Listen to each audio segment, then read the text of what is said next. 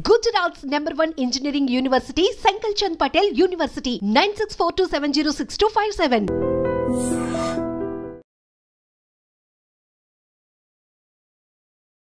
Namaste, welcome to iDream Social Spotlight with Kavita.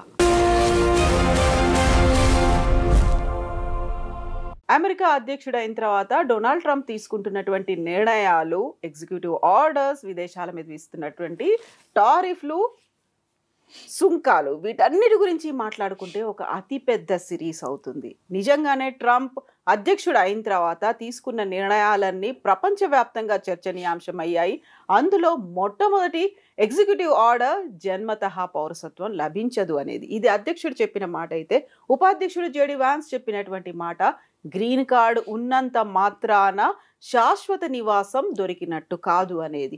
ఓవరాల్గా ప్రపంచవ్యాప్తంగా పరిణామాలు ఎలా ఉండబోతున్నాయి, డొనాల్డ్ ట్రంప్ అధ్యక్షుడు అయిన తర్వాత మారుతున్నటువంటి పరిణామాలు, జరగబోతున్నటువంటి పరిస్థితులు ఎలా ఉండబోతున్నాయి, ఇదే ఒక సిరీస్గా చూడబోతున్నాం. మనతో పాటుగా ఉన్నారు అనిల్ గారు. అనిల్ గారు నమస్తే అండి.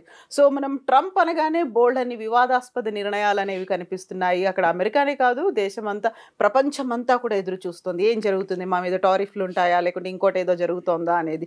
సో ఇప్పుడు మనం ఫస్ట్ ఎపిసోడ్లో మాట్లాడుకుంటే ట్రంప్ గురించి ఏం మాట్లాడుకోవాలి, మన మీద విధిస్తున్నటువంటి ఆంక్షలు కావచ్చు, నియంత్రణలు, చర్యలు, అసలు ఏంటి మనం మాట్లాడుకోవాల్సింది ఏంటి, ఎక్కడి నుంచి మొదలు పెట్టాలి? మనం ఇక్కడి నుంచి మొదలు పెట్టాలంటే ట్రంప్ నుంచి మొదలు పెట్టాలి.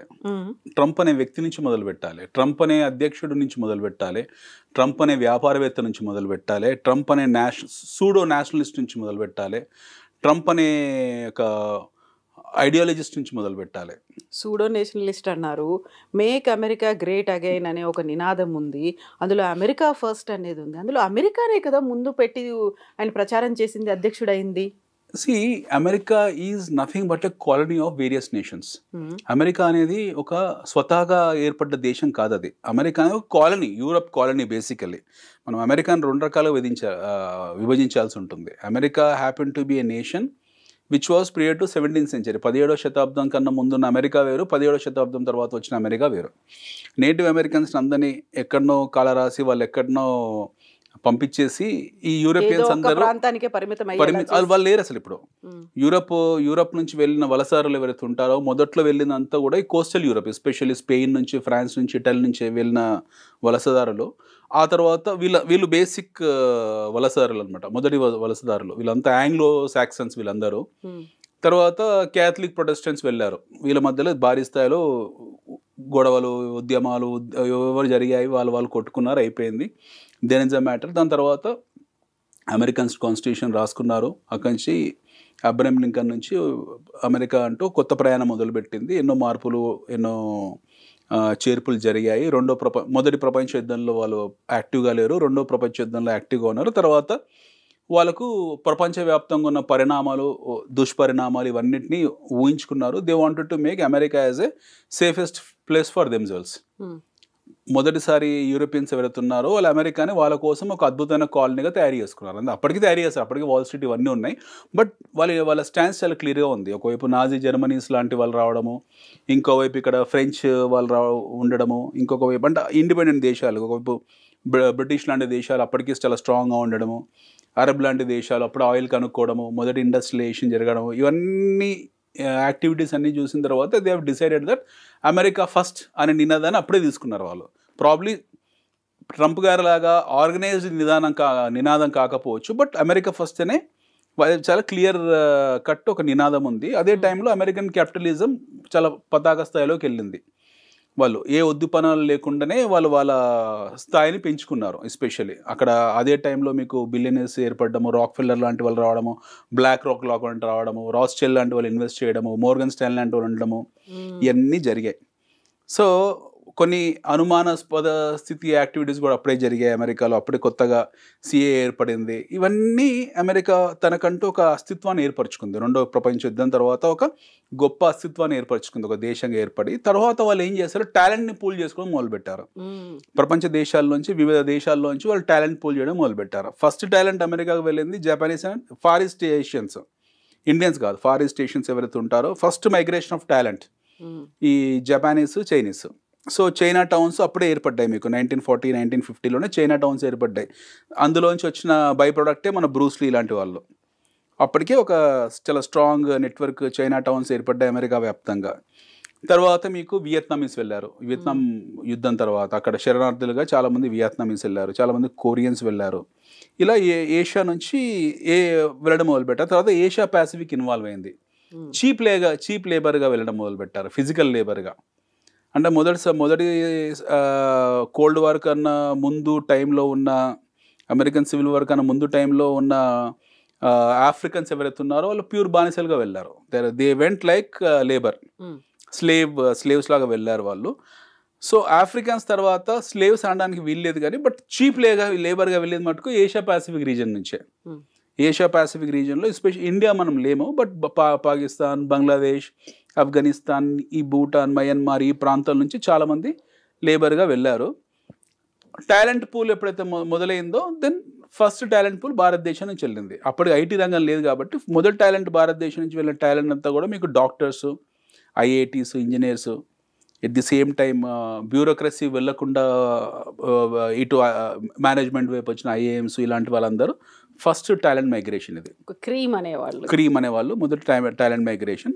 Y2K తర్వాత, Y2K ప్రాబ్లం తర్వాత దే రిక్వైర్, ఆ ప్రాబ్లం కన్నా ముందు they require huge set of people. వాళ్ళకి ఎక్కువ మ్యాన్ పవర్ రిక్వైర్మెంట్ ఉంది, ఎక్కువ లేబర్ ఇంటెన్సిఫై జాబ్ అది. So they want people across the world.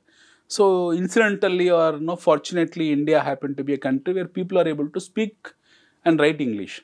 ఏదో కొద్దో గొప్ప మనం చైనీస్ కన్నా బెటర్ కంపారిటివ్లీ మనకు ఇంగ్లీష్ మాట్లాడడం అన్నీ వచ్చి. అట్ ది సేమ్ టైం అదే టైంలో మన ఇండియాలో ఈ సాఫ్ట్వేర్ విప్లవం మొదలైంది. చాలామంది అమీర్పేట్ బ్యాచ్ కానివ్వండి, అమలాపురం నుంచి బస్సు ఎక్కడం, డైరెక్ట్ అమీర్పేట్లో దిగడం, ఇక్కడ నుంచి ఫ్లైట్ ఎక్కడం, అమెరికాలో దిగడం. అమలాపురం, అమీర్పేట్, అమెరికా 3 ఏళ్ళు ఇలా రన్ అయిపోయింది ఒక సీక్వెన్స్ అన్నమాట. డిగ్రీ ఉందా లేదా, యునైటెడ్ స్టేట్స్ ఆఫ్ అమీర్పేటలో కొన్ని లక్షల మంది మైగ్రేట్ అయ్యారు ఇక్కడ నుండి.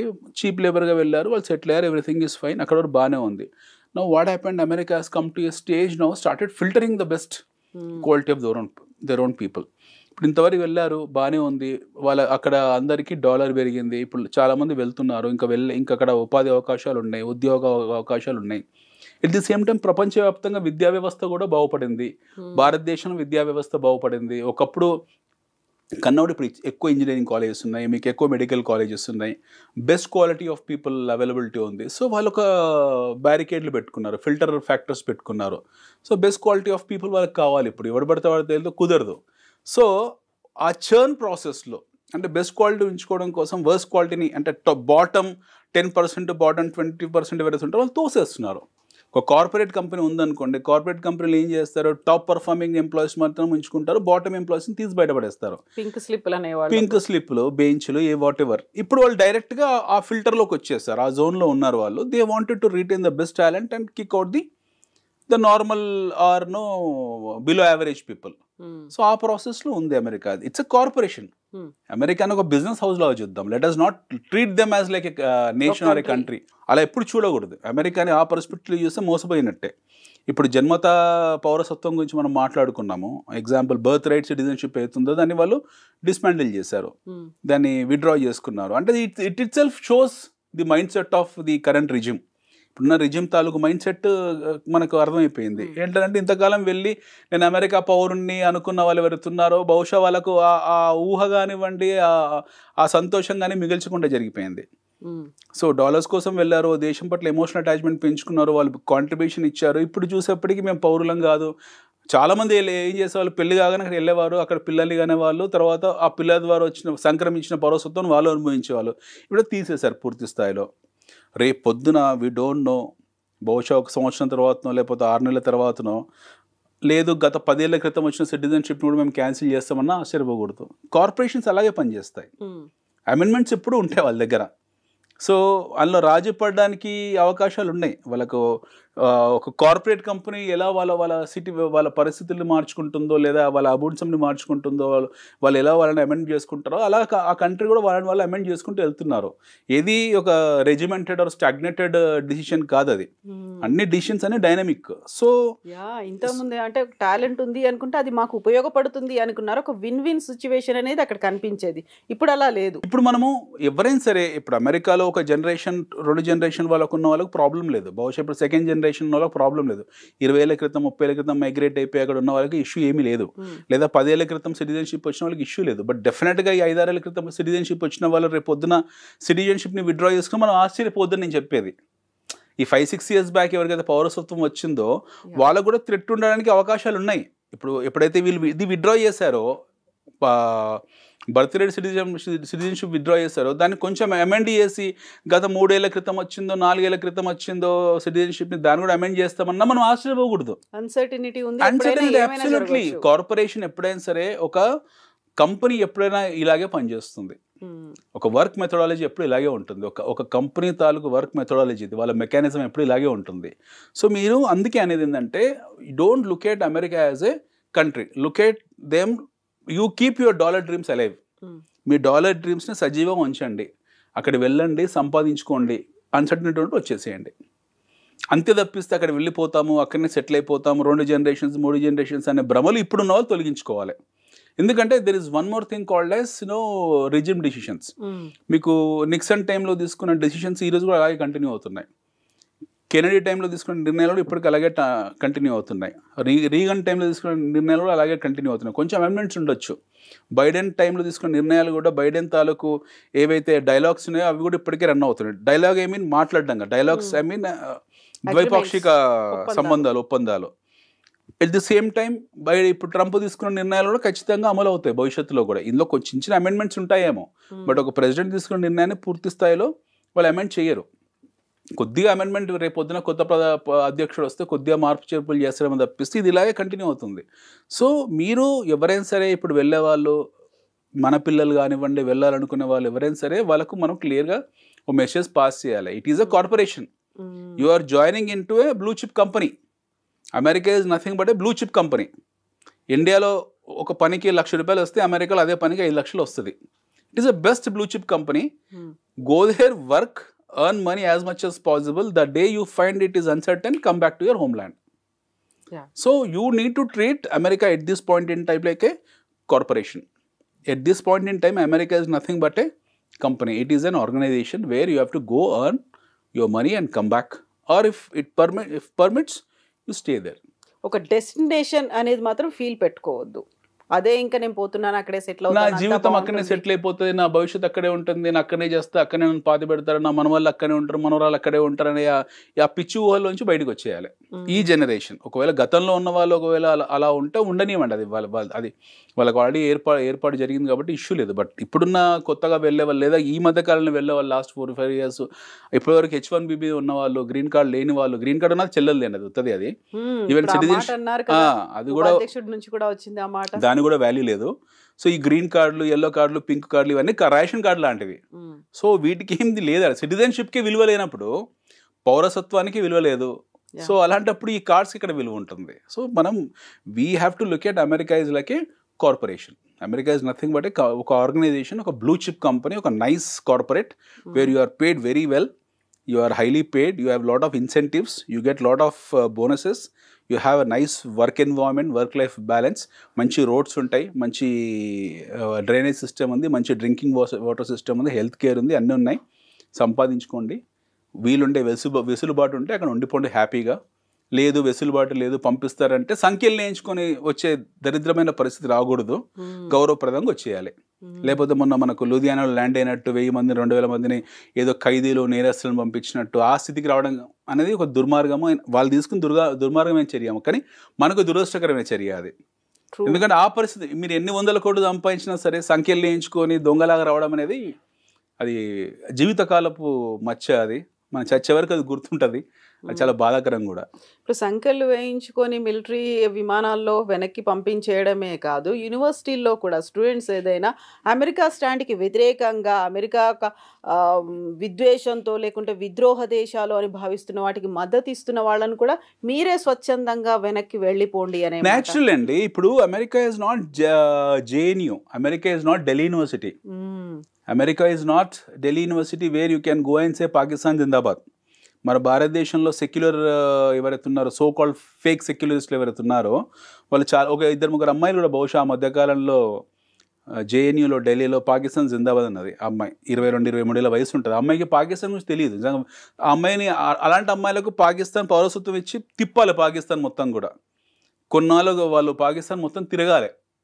They have to cross Indian border and go, they have to see Islamabad ఎలా ఉంటుంది, కరాచీ ఎలా ఉంటుంది, బలూచిస్తాన్ ఎలా ఉంటుంది, పైన పస్తులు ఎలా ఉంటారు, అక్కడ వాళ్ళ బ్రతికేది ఎలా ఉంటుంది, వాళ్ళ తిండి ఎలా ఉంటుంది, వాళ్ళ రాజకీయ నాయకులు ఎలా ఉంటారు, అది చూసి వాళ్ళు అక్కడనే వాళ్ళకి పౌరసత్వం తీసుకొని అక్కడ సెటిల్ అయిపోవాలి.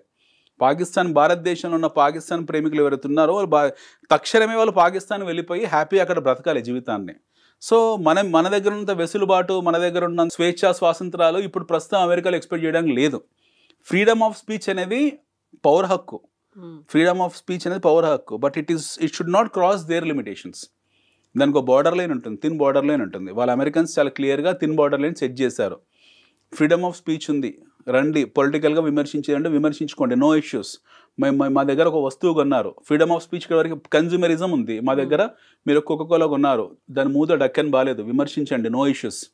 మీరు తిన్న బర్గర్ బాగాలేదు, విమర్శించండి, నో ప్రాబ్లం. మీరు వెళ్ళిన వాల్మార్ట్లో ఫ్లోరింగ్ బాగాలేదు, విమర్శించండి, నో ప్రాబ్లం. వాడే టెస్లా కార్లో బ్యాటరీ పనిచేయట్లేదు, విమర్శించండి, నో ప్రాబ్లం. మీ విమర్శ పరిధిని ఇక్కడ వరకే పెట్టుకోండి. అంతే తప్పిస్తే అమెరికా ఎలా ఉండాలి, అమెరికా సెనెట్ ఎలాంటి నిర్ణయాలు తీసుకోవాలి, అమెరికా ద్వైపాక్షిక సంబంధాలు ఎలా ఉండాలి, అమెరికా ఇజ్రాయెల్తో ఎలా ప్రవర్తించాలి, హమాస్తో ఎలా ప్రవర్తించాలి విషయం గురించి మాట్లాడే హక్కు మీకు లేదు. అదేమైనా ఉంటే మీ దేశంలో మాట్లాడుకోండి, మీ మాతృభూమిలో మాట్లాడుకోండి, మా దగ్గర మాట్లాడే అవసరం లేదని చెప్పేసి చాలా మందిని డిపోర్ట్ చేస్తున్నారు. It's a very good move, చాలా దాన్ని స్వాగతించాల్సిన విషయం. లేకపోతే ఇంకో పరాయి దేశంలోకి వీళ్ళు వెళ్ళిందే చదువుకోవడానికి, వీడు చదువుకొని వాడు అక్కడ ఉద్యోగం సంపాదించుకుంటే అయిపోతుంది కదా. ఆ పని చేయకుండా వాడు అంతర్జాతీయ విషయాలు, అమెరికన్ సెనెట్ ఏ నిర్ణయం తీసుకోవాలి, అమెరికా అధ్యక్షుడు ఏ నిర్ణయం తీసుకోవాలి, అమెరికా పౌర హక్కుల గురించి ఇవన్నీ అవసరం లేదు కదా, పంపించేస్తున్నారు వాళ్ళు. మన ఎవరు అమ్మాయి పిహెచ్డీ చేస్తుంది, అమ్మాయి పాకిస్తానీ అమ్మాయి అనుకుంటా, అమ్మాయిని పంపించారు బయటికి ఇలాగే. సో అక్కడ వెళ్ళి మీరు హమాస్ని లేకపోతే హసన్ నజరుల్లానో లేకపోతే ఇంకెవరినో హిజ్బుల్లానో సమర్థిస్తారంటే కుదరదు, పంపించేస్తారు బయటికి. వాళ్ళ నిర్ణయాలకు, వాళ్ళ ప్రభుత్వ నిర్ణయాలకు, వాళ్ళ స్టేట్ అఫేర్స్ మధ్య విషయాల్లో ఇంటర్ఫేర్ అయ్యే హక్కు ఎవరికి లేదు. అది వాళ్ళ స్టేట్ అఫేర్. అది వాళ్ళు మనలాగా మృదువుగా ఉండే వ్యక్తులు ఏం కాదు. భారతదేశంలో వచ్చి ప్రధానమంత్రి ఎన్ని బూతులు మాట్లాడినా మనం క్షమించేస్తాం, ఎందుకంటే మన దగ్గర వాక్ స్వాతంత్రం ఉంది. అట్ ది సేమ్ టైం ఇవన్నీ మన దగ్గర కావాల్సినంత ఫ్రీడమ్ ఆఫ్ స్పీచ్ ఉంది. అక్కడ అలా ఏం లేదు, వాళ్ళ దగ్గర ఉండేది ఒకప్పుడు, బట్ దే హ్యావ్ రిస్ట్రిక్టెడ్. వాళ్ళు అన్ని విండోస్ క్లోజ్ చేసుకుంటూ వెళ్తున్నారు. నేషనలిజం అంటే అదే కదండి, ఎంతవరకు ఉండాలో అంతవరకు ఉండాలి. మన విమర్శ పరిధి అనేది అక్కడి వరకే ఉండాలి. నిజంగానే వాళ్ళ ప్రభుత్వం ప్రజలకు ఏమైనా హాని తలపెడుతున్నప్పుడు వాళ్ళు విమర్శించే హక్కు వాళ్ళకు ఉంది. సరైన హెల్త్ కేర్ లేకపోతే విమర్శించే హక్కు ఉంది, సరైన రోడ్లు లేకపోతే విమర్శించే హక్కు ఉంది. ప్రభుత్వాన్ని అంటే ఎస్టాబ్లిష్మెంట్ని మీరు ఎప్పుడు విమర్శించవచ్చు. ఎస్టాబ్లిష్మెంట్కి సరైన సౌకర్యాలు కల్పించిన రోజు, చదువుకున్న విద్యార్థులకు టైంకు పాఠాలు చెప్పని రోజు, ప్రొఫెసర్ కాలేజ్ రాని రోజు, లేదా వాష్రూమ్ బాగాలేని రోజు, లేదా డ్రింకింగ్ వాటర్ లేని సందర్భంలో ఇలాంటి వాటిని మీరు విమర్శించండి, అది మీ హక్కు విద్యార్థిగా. అంత తప్పిస్తే చదువుకున్నానికి వెళ్ళినాడు పాలస్తీనా విషయం గురించి, రష్యా విషయం గురించి మాట్లాడే హక్కు వాడికి లేదు, అవసరం లేదు. అవన్నీ స్టేట్ అఫేర్స్ అవి. సో వాళ్ళు డిపోర్ట్ చేస్తున్నారు. It's very good move. మనం కూడా అదే చేయాలి. ఇన్ఫ్యాక్ట్ ఇండియా అక్కడి నుంచి బాగా నేర్చుకోవాలి. మనం అమెరికా నుంచి విషయం మనం నేర్చుకోవాలి. మొన్న 4 days బ్యాక్ 5 days బ్యాక్ హైదరాబాద్లో ప్లకార్డులు పట్టుకున్నారు సిరియన్ రెఫ్యూజీస్. వాళ్ళు ఎవరైతే ఉన్నారో పాపం భార్య పిల్లలు అందరూ రోడ్డు మీద నించొని ఇక్కడనే మన చాలా దగ్గర ఇక్కడనే టోలీ చౌకీ దగ్గర we are brothers of Syria kindly help us అని పాపం చూస్తే జాలేసింది. బట్ మౌలికమైన క్వశ్చన్ ఏంటంటే వీళ్ళు ఎలా వచ్చారు ఇండియాకి? ఈ సిరియన్ రిఫ్యూజీస్ భారతదేశంలో టోలీ చౌకీకి వచ్చి ఆమె సిరియన్ రిఫ్యూజీ అని పట్టుకున్నారు. ఎలా వచ్చారు? వాళ్ళ పట్ల జాలి, దయా, కరుణ, సానుభూతి అన్నీ ఉన్నాయి. వాళ్ళకి సాయం చేయాలనే కోరిక కూడా స్వతహాగా భారతీయులుగా మనందరికీ ఉంటుంది, ఎందుకంటే మనం జాలిగుండ కాబట్టి. బట్ వాళ్ళు ఎలా రాగలుగుతున్నారు? భారతదేశంలోకి రోహింగ్యాలు వచ్చారు, బహిరంగంగా మేము రోహింగ్యాలము అని జెండాలు పెట్టుకొని తిరుగుతున్నారు, కొన్ని సందర్భాల్లో భయోభ్రాంతులకు గురి చేస్తున్నారు. వీళ్ళందరూ ఎలా వస్తున్నారు? సో దిస్ ఇస్ వేర్ మనం అమెరికా నుంచి నేర్చుకోవాల్సింది ఈ విషయమే. ట్రంప్ అదే చేస్తున్నాడు. బైడెన్ అడ్మినిస్ట్రేషన్లో దాదాపు 50 లక్షల ఓటర్లు ఫేక్ ఓటర్లు ఉన్నారట. మనం ఫేక్ ఓటర్లు మన దేశం గురించి మాట్లాడుతాం. లెట్ us టాక్ అబౌట్ అమెరికానో. Biden was very smooth. Joe Biden ఆయన అడ్మినిస్ట్రేషన్ చాలా స్మూత్గా ఉంది. ఆ టైంలో వాళ్ళు పెద్ద సీరియస్ తీసుకోలేదు. మెక్సికో నుంచి కొలంబియా నుంచి డ్రగ్ కార్టెల్స్ వెళ్ళారు. ఎస్పెషల్లీ ఫ్రమ్ కొలంబియా నుంచి డ్రగ్ కార్టెల్స్ మెక్సికోని ఒక బ్యారికేడ్ లాగా చూసి దాని నుంచి జంప్ అయ్యి ఒకవైపు క్యూబా నుండి ఒకవైపు మెక్సికో నుండి అమెరికాలోకి ఎంటర్ అయ్యి అమెరికాలోకి డ్రగ్ కార్టెల్ సప్లై చేస్తూ ఒక పెద్ద సీక్వెన్స్ తయారు చేసుకున్నారు, నెట్వర్క్ తయారు చేసుకున్నారు. అలా అలా అలా అలా అలా దాదాపు 50 లక్షల మంది ఓటర్లు అమెరికా జనాభాలో ఆల్మోస్ట్ 5-6% ఈ లాస్ట్ 10 yearsలో అయిన ఇమ్మిగ్రేట్స్ ఉన్నారట. సో వీళ్ళందరూ డేంజరే కదా, వాళ్ళ పౌరులకు అక్కడ ఉన్న ప్రజలకు ఎప్పటికైనా డేంజరే కదా. సో వాళ్ళు చాలా క్లియర్గా ఇప్పుడు మళ్ళీ రీఇన్ఫోర్స్మెంట్ని స్ట్రాంగ్ చేయడం మొదలుపెట్టారు, రికన్సిలేషన్ చేసుకోవడం మొదలుపెట్టారు. అసలు నిజంగా అమెరికా పౌరుడు ఎవరు, ఈ అమెరికన్ ఎవరు, నాన్ అమెరికన్ ఎవరు, ఇవన్నీ వాళ్ళు లెక్కలన్నీ స్టాటిస్టిక్స్ అన్నీ తీసి బైడెన్ ముందు పెట్టుకొని క్లియర్గా ఐడెంటిఫై చేసుకుంటూ వెళ్తున్నాడు. అతని సిస్టమ్ చాలా కరెక్ట్గా సెట్ చేసుకున్నాడు. మన వాళ్ళు ఎవరు బయటి వాళ్ళు ఎవరు చెక్ చేసుకుంటున్నాడు. క్లియర్గా వాళ్ళ అనుమాన స్థితిలో ఉన్న వాళ్ళు భారతీయులైనా, మెక్సికన్స్ అయినా, కెనడియన్స్ అయినా, బ్రిటిష్ వాళ్ళైనా, పాలస్తీన్ అయినా, సిరియన్ అయినా, లేకపోతే బంగ్లాదేశీ అయినా వాళ్ళందరినీ పంపించేస్తున్నాడు. అట్లా 50 లక్షల మంది ఉన్నారట వాళ్ళు ఐడెంటిఫై చేసిన దాంట్లో. అందులో 3.5 లక్షల మంది భారతీయులు ఉన్నారు. They will deport. ఇప్పుడు మొన్న భారీ స్థాయిలో ఖర్చు పెట్టి మీకు కెరీర్ ఫ్లైట్లో పంపించారు. నెక్స్ట్ టైం అలా ఉండదు, సముద్రంలో దోసేస్తారు. ఇదికుంటే వెళ్ళిపోండ్రా బాబు మీ దేశంకి అని చెప్పి. ప్రస్తుతం 2 లక్షలు 2 కోట్లు ఖర్చు పెట్టలేరు కదా వాళ్ళు కూడా. సో ఫేక్ ఇమిగ్రేషన్స్ ఏవైతే ఉంటాయో, ఫేక్ పర్పస్ మీద వెళ్ళిన వాళ్ళు ఎవరైతే ఉంటారో they have to take the beatings. అది విద్యని మూసివేసుకొని వెళ్ళినా సరే, ఉద్యోగం మూసుకొసుకొని వెళ్ళినా సరే, శరణార్థిగా వెళ్ళినా సరే, వాడు దేశ పౌరుడు కానప్పుడు వాడు దేశంలో వెళ్ళి పిచ్చిగా మాట్లాడే హక్కు వాడికి లేదు. For that matter any place, మన ఇండియాలోనే కావచ్చు, లేకపోతే మీకు అమెరికాలో కావచ్చు. So Trump very first decision అక్కడ ఉద్యోగం కోసమో లేకుంటే చదువు కోసమో వచ్చి పార్ట్ టైం ఉద్యోగాలు చేస్తున్నారా, ఏం చేస్తున్నారో అనేది అక్కడ స్టార్ట్ చేశాడు. ఫిల్టరింగ్, ఏరివేత అనేది స్టార్ట్ అయింది. ఆ తర్వాత జన్మతః పౌరసత్వం, గ్రీన్ కార్డు, ఇవన్నీ చూసిన తర్వాత నెక్స్ట్ డిపెండెంట్ వీసా మీద వెళ్ళిన వాళ్ళది ఉంటుందా, ఎవరి టర్న్ వస్తుంది, ఒక రకమైనటువంటి భయం నాట్ ఓన్లీ ఇండియన్స్ అందరిలోనూ కనిపిస్తుంది కదా. ఉండాలి కదండి. ఇప్పుడు ఎందుకు ఉండకూడదు చెప్పండి? మీరు వెళ్ళిన పర్పస్ ఏంటి? యువర్ పర్పస్ ఈస్ ఒక చిన్న ఎగ్జాంపుల్ చెప్తా మేడం. ఇండియాలో అద్నాన్ సమీ అనే సింగర్ ఉన్నాడు, పాకిస్తానీ సింగర్ ఉన్నాడు. అతను ఎన్ని సంవత్సరాల నుంచో రిక్వెస్ట్ చేసుకున్న తర్వాత అతని పౌరసత్వం ఇచ్చింది భారతదేశం. As a country we are so strong. Lot of people in Pakistan who has got roots from Punjab, విభజించి ఈస్ట్ పంజాబ్ వెస్ట్ పంజాబ్ విడిపోయినప్పుడు, అంటే ఒక పంజాబ్ వెస్ట్ పంజాబ్ పాకిస్తాన్కి వెళ్ళింది, ఈస్ట్ పంజాబ్ మన దగ్గర మిగిలిపోయింది. సో చాలామంది లూధియానా, అమృత్సర్ ఇక్కడ ఉన్న వాళ్ళు ఎవరైతే ఉన్నారో వీళ్ళ బంధువులందరూ అక్కడ విభజనలో అక్కడికి వెళ్ళిపోయారు. సో వాళ్ళ మూలాల మటుకు మన దగ్గరే ఉన్నాయి. వాళ్ళకు వాళ్ళ పూర్వీకుల ఇంటికో లేకపోతే వాళ్ళ సొంత ఊరికో రావాలన్న కోరిక వాళ్ళకు ఉంటుంది. అలా ఎన్ని వేల మంది ఆర్జీ పెట్టుకున్నారు, మేము వస్తాము మీ దేశం, మళ్ళీ మా మాతృభూమికి వస్తాము, మా సంస్కృతిలో అంతర్భాగం అవుతాం, మేము ఇక్కడే చావాలనుకుంటున్నామని చెప్పి ఎన్నో లక్షల మంది ఆర్జీ పెట్టుకున్నారు. Plenty of people. ఈ మధ్యన ఒక తారిక్ ఫతా అని చెప్పేసి ఈ మధ్యలో చనిపోయారు ఆయన, పాకిస్తానీ జర్నలిస్ట్, కెనడాలో సెటిల్ అయ్యారు. ఆయన ఎన్నోసార్లు ప్రయత్నాలు చేశారు భారతదేశంలో సెటిల్ కావడానికి, కుదరలేదు. సో ఇమాజిన్ మన ఇమ్మిగ్రేషన్ పాలసీ ఎంత స్ట్రాంగ్ ఉన్నాయి చూడండి. మనం ఇవ్వలేదు, we have not given just like that. ఒక్క అద్నాన్ సమీకి ఇచ్చాం మనం పౌరసత్వం. సో ఎంతోమంది బంగ్లాదేశీలు భారతదేశంలో రావాలనుకుంటారు. ఎందుకంటే మళ్ళీ మనకి ఈస్ట్ బంగ్లాదేశ్, వెస్ట్ బెంగాల్ 2 ఉన్నాయి. వెస్ట్ బెంగాల్ మన దగ్గర ఉంది, ఈస్ట్ బెంగాల్ ఈరోజు బంగ్లాదేశ్ పోయింది. ఆ చిట్టగాంగ్, ఢాకా ఆ ప్రాంతంలో వచ్చి చాలామంది హౌరాకో లేకపోతే కలకత్తాకో రావాలని ప్రయత్నం చేస్తున్నారు. వాళ్ళని మనం రానివ్వలేదు. వెస్ట్ పాకిస్తాన్ నుంచి రావాలని ట్రై చేస్తారు, వాళ్ళని రానివ్వలేదు. అలాగే మన నుంచి విడిపోయినప్పుడు దేశ విభజన సమయంలో ఎన్నో కుటుంబాలు అక్కడ వెళ్ళిపోయి మళ్ళీ రావాలనుకున్నా సరే మనం అబ్జెక్ట్ చేసాము. మీరు ఇంకో దేశ పౌరులు మీకు వచ్చే హక్కులు ఏం చెప్పేసి అబ్జెక్ట్ చేసాము. ఒక్కనో ఇద్దరు రానిచ్చాం, అవి కూడా మెరిట్ బేసిస్ మీద. దలైలామా కావచ్చు, షేక్ హసీనా కావచ్చు, వాళ్ళని రానివ్వలే కదా. షేక్ హసీనా ప్రయత్నం చేసింది, తన మూలలో భారతదేశంలో ఉంది. షేక్ హసీనా రాజకీయ శరణార్థి, తను రాజకీయ శరణార్థిగా ఉంది. ఆమె పర్మనెంట్ కాదు కదా, కొన్నాళ్ళు పంపించేస్తాం మనం వాళ్ళకి. సో అట్లా అమెరికా మనలాంటి స్టాండ్ తీసుకొని ఉంటే వాళ్ళ దగ్గర ఈరోజు 50 లక్షల మంది అక్రమంగా ఉండేవాళ్ళు కాదు. మనం చొరబాట్లు అంటున్నాం, వాళ్ళు అక్రమ వలసదారులు అంటున్నారు. భాష డిఫరెన్స్, లాంగ్వేజ్ డిఫరెన్స్ ఉంది. వాళ్ళు కొంచెం సాఫిస్టికేటెడ్ భాష మాట్లాడుతున్నారు. అమెరికన్స్ ఈ రోజు కూడా మెచ్చుకోవాలి, they are using sophisticated language, ఒక శుద్ధమైన భాష మాట్లాడుతున్నారు. ఇల్లీగల్ ఇమిగ్రెంట్స్ అంటున్నారు తప్పిస్తే చొరబాటు ఇన్ఫిల్ట్రేషన్స్ అనట్లేదు, గుర్తుపెట్టుకోండి. చొరబాటుదారులు అనట్లేదు, వాళ్ళు ఇన్ఫిల్ట్రేషన్స్ అనట్లేదు, మనం ఇన్ఫిల్ట్రేషన్స్ అంటున్నాం. We are using the word called as చొరబాట్లు, whereas America is calling them as illegal immigrants. రెండింటికి తేడాలు, రెండు ఒకటే. ఓకే, అక్కడ వెళ్ళిన పర్పస్ ఏంటి? వాళ్ళు విద్య కోసము దేనికోసం వెళ్ళుంటారు. వెళ్ళి అక్కడ నేను అక్కడనే సిటిజన్ అయిపోతా అనే కలలు కన్నారు. అది కుదరలేదు. అప్పుడు ఏం చేయాలి? గౌరవప్రదంగా వాపసు రావాలి. అలా కాకుండా ఉండే ప్రయత్నం చేసి, ఏ దేశమైనా సరే, ఫర్ దట్ మ్యాటర్ అమెరికానే కాదు, ఏ దేశమైనా సరే, సోమాలియా అయినా సరే, అది కూడా ఒక దేశమే, గుర్తింపబడ్డ దేశమే. అలాంటి సందర్భం మనకు వెసులుబాటు లేనప్పుడు వచ్చేసేయాలి. తిరిగి ఉండే ప్రయత్నం చేసి రాంగ్లో షార్ట్ కట్స్ వెళ్ళినప్పుడు ఎలాగైనా అక్కడే ఉండాలి అనే అప్పుడు సంఖ్యలు వేసే బయటికి పంపిస్తారు.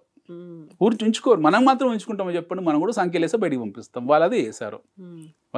పంపడం కన్ఫామ్ అనమాట, పంపే పద్ధతులు మాత్రం, మార్గాలు మాత్రం వేరే రకంగా ఉంటాయి.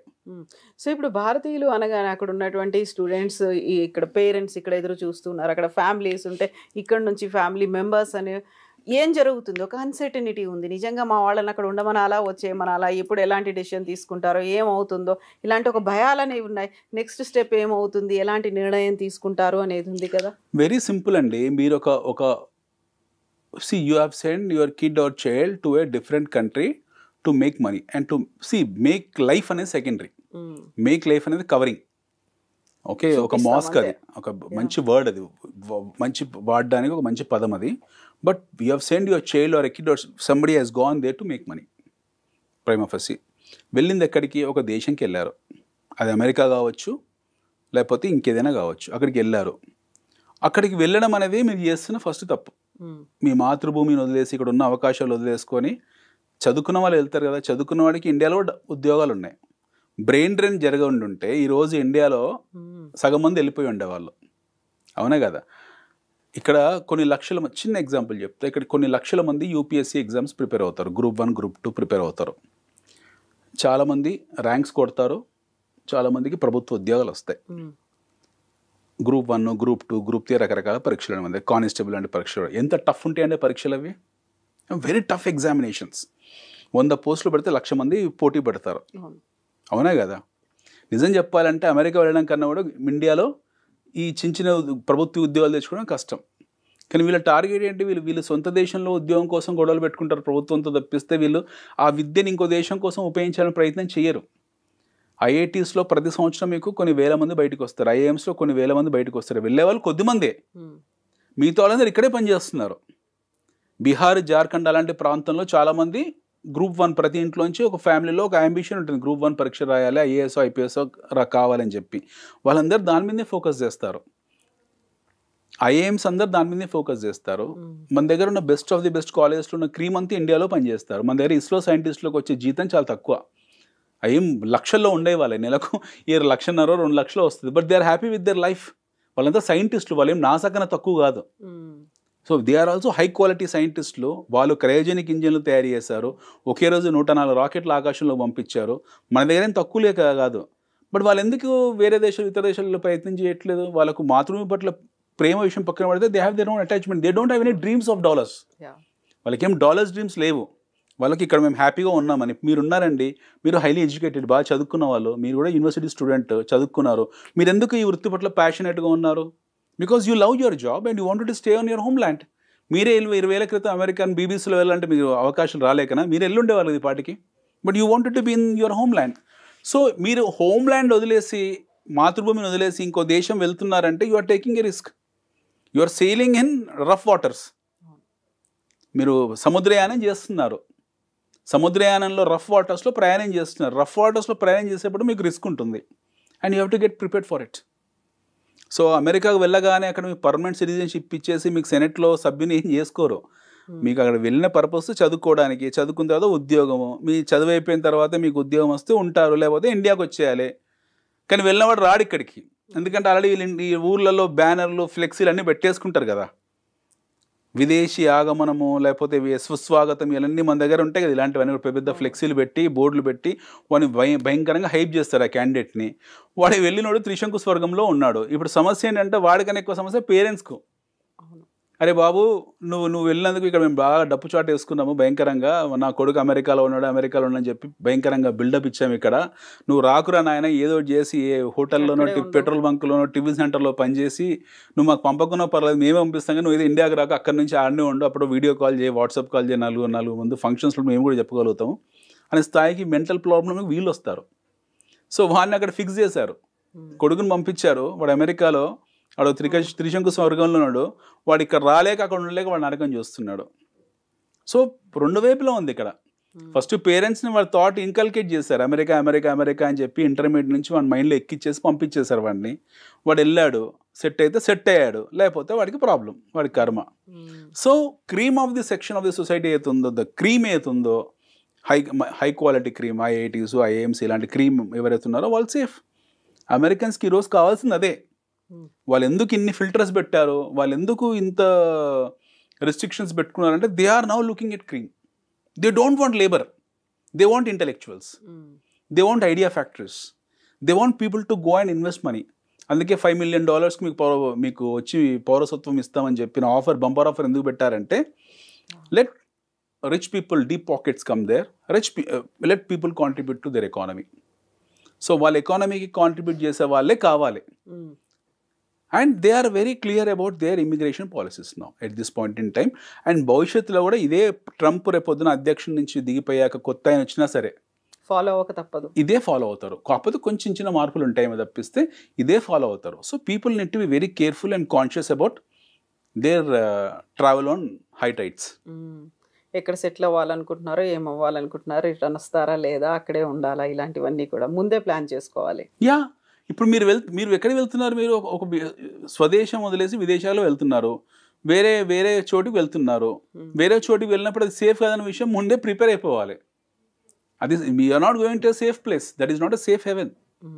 సో మీరు వెళ్తున్న డ్రీమ్ ఫుల్ఫిల్ కాకపోవచ్చు, మీకున్న చదువుకు, మీకున్న మేధస్సుకు, మీకున్న విజ్ఞానానికి, మీకు వచ్చిన అత్యవసర మార్కులకు, లేకపోతే మీకు మీ ఇంటెలిజెన్స్కు అది అక్కడ ఉపయోగపడకపోవచ్చు.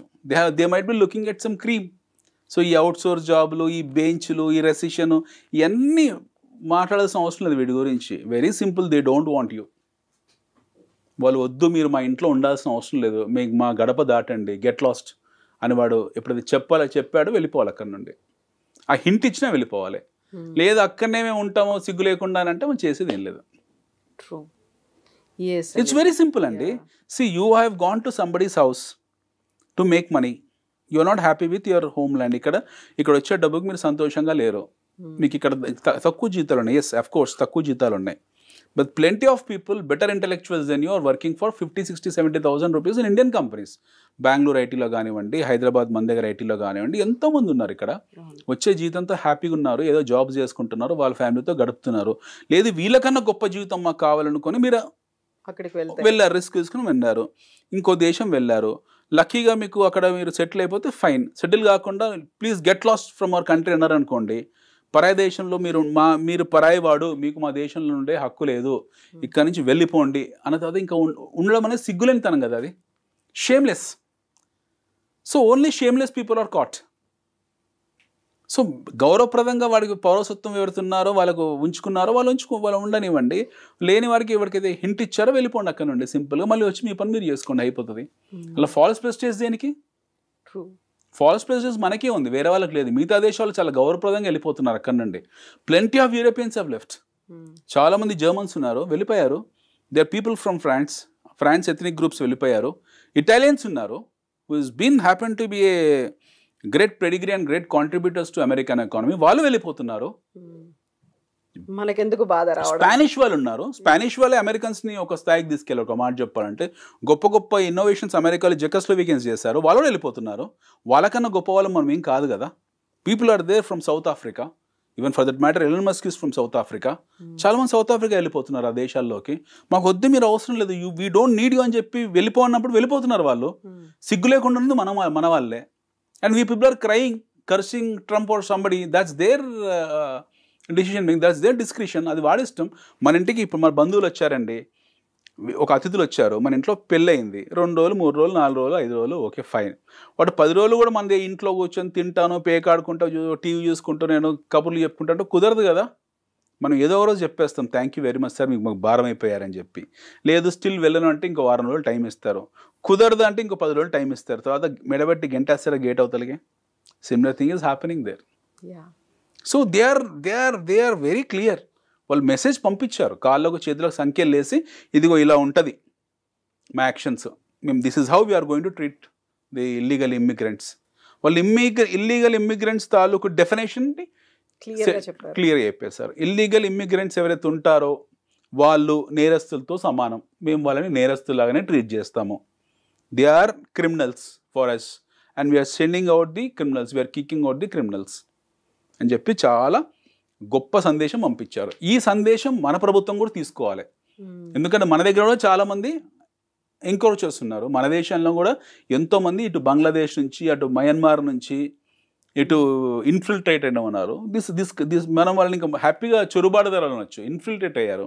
నోయిడాలో పనిచేస్తున్నారు, గురుగాంలో పనిచేస్తున్నారు. వాడు బెంగాలీయో తెలియదు, రోహింగ్యానో తెలియదు. మీకు I'm telling you fact of life. హైదరాబాద్లో ఉన్న వాళ్ళు వీళ్ళు మన వాళ్ళ తెలియదు, బయట వాళ్ళ తెలియదు. వీడు మన బెంగాలీ ఉండే అనుకోండి, నో ప్రాబ్లం. అటు బంగ్లాదేశీ ఉంటే మనకు ప్రాబ్లమే కదా. మీరు నేను కట్టే పన్నుని మనం బంగ్లాదేశ్ వాడికి ఎట్లా పెడతాం మనం? వాడు బెంగాలీకి ఇద్దాం, నో ప్రాబ్లం. వాడు మన తమ్ముడే, అన్ననో అక్కో చెల్లో ఎవరో ఒకరు, దే ఆర్ బెంగాలీస్. మన వాళ్ళే, మన అక్క చెల్లెలే వాళ్ళు మన భారతీయులే. వాళ్ళకు మనం తినే 4 ముద్దలు ఒక ముద్ద పెడదాం. కానీ నేను బంగ్లాదేశ్ వాడికి ఎందుకు ఇవ్వాలి నా ట్యాక్స్ని? అవునా కదా madam? It's very simple. Why we have to give our hard-earned money, our taxes to an infiltrated person? So బయట నుంచి వచ్చిన చొరబాటుదారులకు మనం కూడా బయటికి పంపాల్సిన అవసరం ఉంది. పూనాలో ఉన్నారు, హైదరాబాద్లో ఉన్నారు. మీకు లేనిది ఎక్కడ ఇలాంటి ఇన్ఫిల్ట్రేషన్స్ లేనిది ఎక్కడ? మన దగ్గర బంగ్లాదేశ్ నుంచి వచ్చిన వాళ్ళు ఉన్నారు, మయన్మార్ నుంచి వచ్చిన వాళ్ళు ఉన్నారు. మన దగ్గర 2 కోట్ల మంది ఉన్నారట. 2 crores. మన దేశ జనాభాలో ఆల్మోస్ట్ 2% 2.5% ఏదో ఓవరాల్ ఈ చొరబాటుదారులు ఉన్నారు, రకరకాల దేశాల నుంచి వచ్చిన వాళ్ళు. సో వీళ్ళని మనం పోషిస్తున్నాము. అది మన చాతగాంతనం. అది అలా వాళ్ళని పోషిస్తున్నాం కూర్చోబెట్టి. Let us assume how many are there in Hyderabad. We don't know.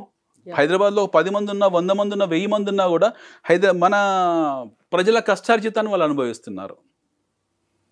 మన పేద ప్రజలు తినాల్సిన డబ్బుని, మన పేద ప్రజలు అనుభవించాల్సిన రేషన్ బియ్యాన్ని, మన పేద ప్రజలు వెళ్ళాల్సిన హాస్పిటల్స్ వాడుకోవాల్సిన హాస్పిటల్ సౌకర్యాలని, భీమినగర్లో ఉన్న నిమ్స్ని మన పేద ప్రజలు వెళ్తున్నారో వాళ్ళు వాడాల్సిన ఎయిమ్స్ని వేరే వాళ్ళు వచ్చి అనుభవిస్తున్నారు వాటిని. వాడు లెటస్ బి ఎనీబడి. వాడు ఒరిస్సా వాడు కావచ్చు, చాలామంది ఒరిస్సా నుంచి పని చేసుకుంటున్నారు హైదరాబాద్లో. వాడు మన భారతీయుడు, వాడిని గౌరవించాలి. వాడు బయటవాడు కాదు, మన సొంత అన్ననో తమ్ముడు ఎవడో ఒకడు. Is our own person, let us respect him. చాలామంది ఛత్తీస్గఢ్ నుంచి వచ్చి ఇక్కడ హార్డ్ వర్క్ చేసుకుంటారు, లేబర్ పని చేస్తున్నాడు. వాడు బయటవాడు కాదు, మన భారతీయుడే. వాడు మన అన్నదమ్ముడే, మన కుటుంబ వ్యక్తి. వాడిని మనం గౌరవిద్దాం, వాడి పని కల్పిద్దాం, తప్పులేదు. Lot of people from different Tamil Nadu నుంచి వచ్చి పని చేసుకుంటున్నారు కొంతమంది. ఈ మధ్యలో మీకు చాలామంది బీహారీస్ కనపడుతున్నారు. మళ్ళీ ఇదివరకు తగ్గిపోయారు, ఇప్పుడు మళ్ళీ మొదలయ్యారు. వాళ్ళందరూ బయట వాళ్ళు కాదు, మన వాళ్ళే. వాళ్ళు మన భారతీయులే, మన తోబుట్టేలే వాళ్ళు. వాళ్ళందరినీ మన కష్టంలో వారికి పంచుదాం, తప్పులేదు. Let them enjoy our hard work. But ఏ బంగ్లాదేశ్ వాడికో, ఏ మయన్మార్ వాడికో ఎట్లా ఇస్తామండి మన కష్టార్జితాన్ని? అవునా కదా? So similarly we have to learn from America also. America ఒక ప్రపంచం మొత్తానికి ఒక సందేశం పంపించింది. They have sent a beautiful message to entire world that kick out your illegal immigrants. Yes Anil garu, thank you so much. మళ్ళీ మనం ఇంకొక టాపిక్ తో ఇదే సిరీస్ లో మాట్లాడుకుందాం. థ్యాంక్ యూ సో మచ్ అండి.